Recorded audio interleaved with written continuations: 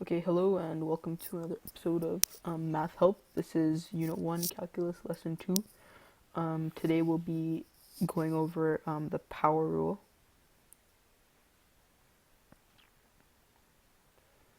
as well as the chain rule.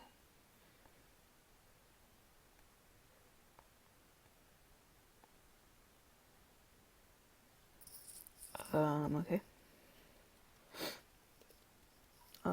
In the last lesson we learned about the first principle, and this is just the power rule and chain rule are just easier ways to do derivatives of different types of functions, because if you try to apply the first principle for other functions, and in order to derive them, then it'll take too long. For example, if you have a function like um, x to the 9, then if you have a function like x to the 9, then if you wanted to perform the first derivative, if you want to get the derivative of this using the first principle method, then it would take an extremely long time, and it would just be a waste of time. So in this case, we can use the power rule to solve something like this.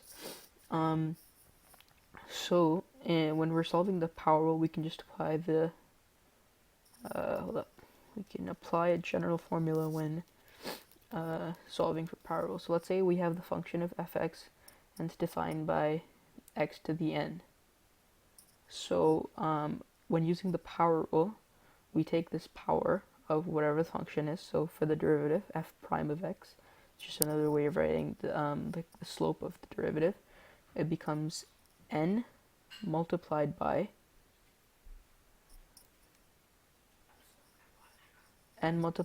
x to the power n minus 1. So this is the general formula for solving a power rule. And I'll show you an equation for power rule, and I'll show you an example of that in just a second. So let me just erase all this stuff here.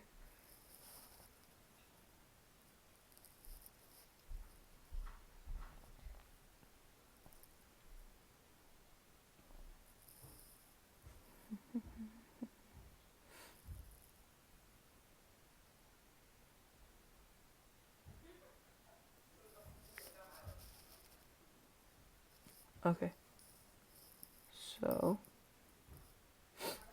now let's say we have the function that I was talking about before. So we have fx is equal to x to the power of 9. So if we use the general formula we talked about before, f prime of x is equal to x to the power of n times x to the power n minus 1. In this scenario, the n is 9, so n is equal to 9.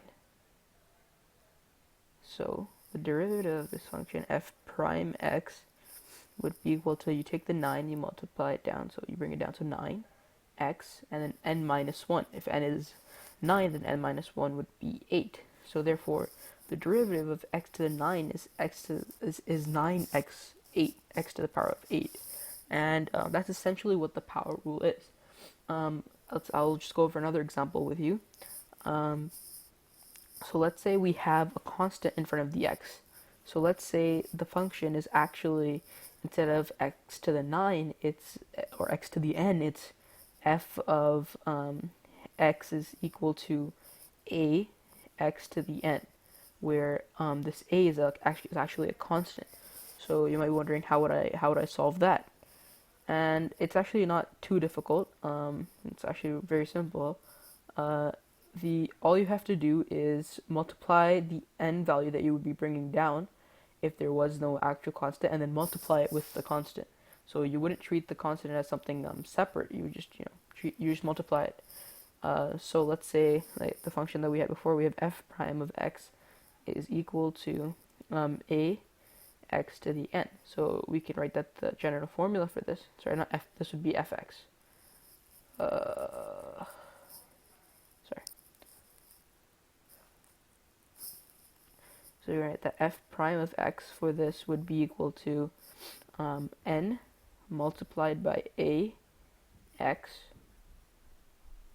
multiplied by x to the power of n minus 1. So given slightly varying the function we had before, So let's say we have a function fx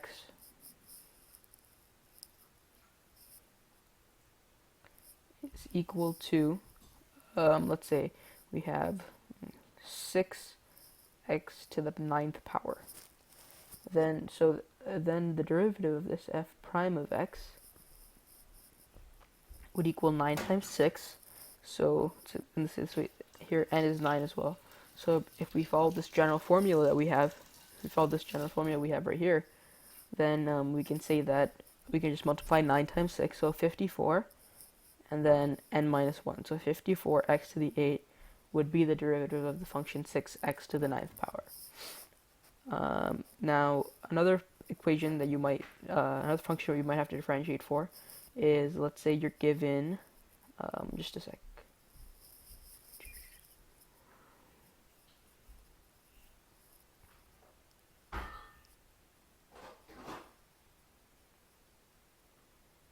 Okay. So let's say you're given a function like, let's say, I don't know, maybe it's fx is equal to ax to the power of n plus c, where both a and c are constants. So if you were to derive this, then you would simply get, it would be nax n minus 1, because if you have simply, if you're just adding or subtracting a constant from an equation, then the derivative of a constant becomes, the derivative of constant becomes 0. And why is this? Well, it's because derivative can be taken as the slope of a equation, right? It can be as the slope of an equation. However, or the rate of change of a certain equation. However, if the value is constant, then there is no rate of change at that point, or at that point in the equation. Therefore, there can be no derivative. There can be no derivative of a constant. Derivative of constant would just equal 0. So that's why when we were doing derivatives, we don't really normally take the constants into account. So the second thing I'll be talking about is going to be the chain rule.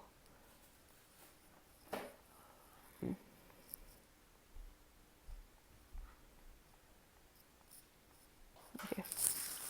So the chain rule can be applied in a situation where you're given a function, like let's say we have f of x is equal to x plus c to the nth power, right? Okay, if you had something simple, like if you had f of x would be equal to, I don't know, like x plus 1 to the second power, right, to power 2, you can just expand the brackets and then solve, right? So you would get f of x is equal to x squared plus 2x plus 1, and then you can just use the power rule that we talked about before to solve it. So then the derivative of this would just become, so like we talked about, bring the 2 down, and then 2x, so minus 1, just 1 left, so you don't have to write that, and then you can just write plus 2, because you bring the 1 down, so it becomes 2, 2 times 1 is just 2, and then x to the 0 is 1, so at 2 times 1, so the derivative of this would just be 2x plus 2. But let's say you had a function like x is equal to x plus, I don't know, 3 to the 7th power, right? To the 7th power. Now, how would you solve this? And that's where it becomes complicated, because you can't simply expand the brackets, and then solve it, because that would take, how would you expand something to the 7th power? It would take too long, it would take too much effort. That's why we have the chain rule, which you can just use. So going back to the original function. So let's say we have, let's convert this to a function with only variables, so we can create a general formula for it.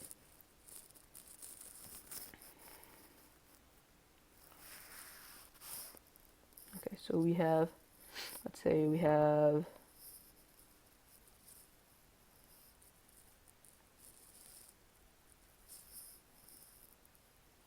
x plus a, where a is a constant to the power of n.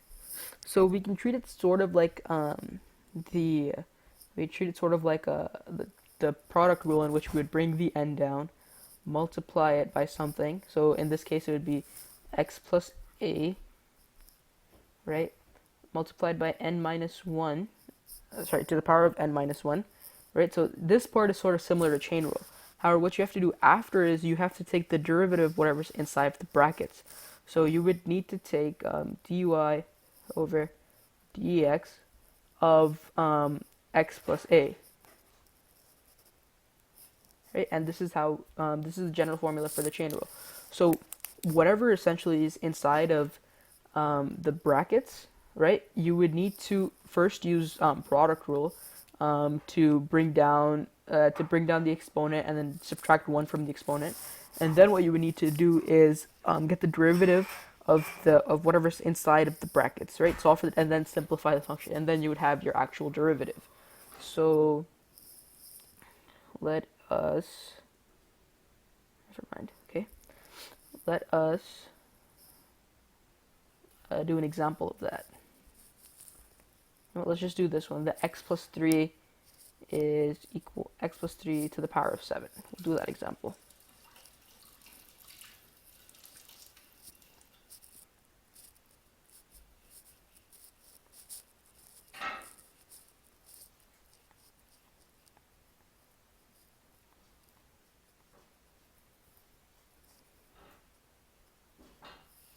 Okay. So we have, that would mean that following the general formula, we have n would be equal to 7, right? So we bring the 7 down, so 7, x plus 3, n minus 1, so 6, and then multiplied by the derivative of x plus 3, so the derivative of x plus 3 would just be 1, because you bring down the 1 that's right here. It's not written, but there is a 1 there. So you bring down the 1, so 1 times x is 1, and then x to the, you bring down, bring down 1, x to the 1. Okay, never mind, just forget. So the derivative of x plus 3 would be 1, because there's the 1 right here, there'd be a 1 right here, and it'd be to the power of 1. So you'd bring the 1 down, right? And then so you'd be left with 1 times 1, so 1. So the derivative of x would be 1. So you have 7 times x plus 3 to the 6 multiplied by 1, which is just 7x plus 3 to the 6, because, 7 times 1 is just 7.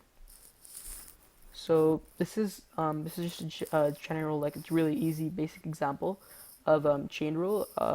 Another, like, let's say if I wanted to do a more complicated example, I could ask,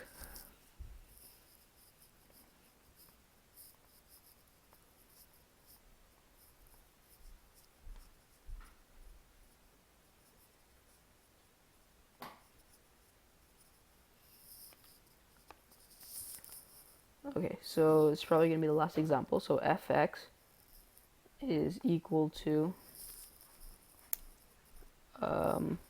x plus, let's say 2x squared plus 6 to the 8th power. So then to derive it, we have n is equal to 8 right here. So we would say 8 minus 1. Sorry, so bring down the 8 first. Then we just leave whatever's in the bracket as it is. So 2x plus 6. 8 minus 1, 7. Then derive what's inside the bracket. So we'd multiply the 2 by the 2. So we get 4x. The 6 becomes a 0 because it's a constant.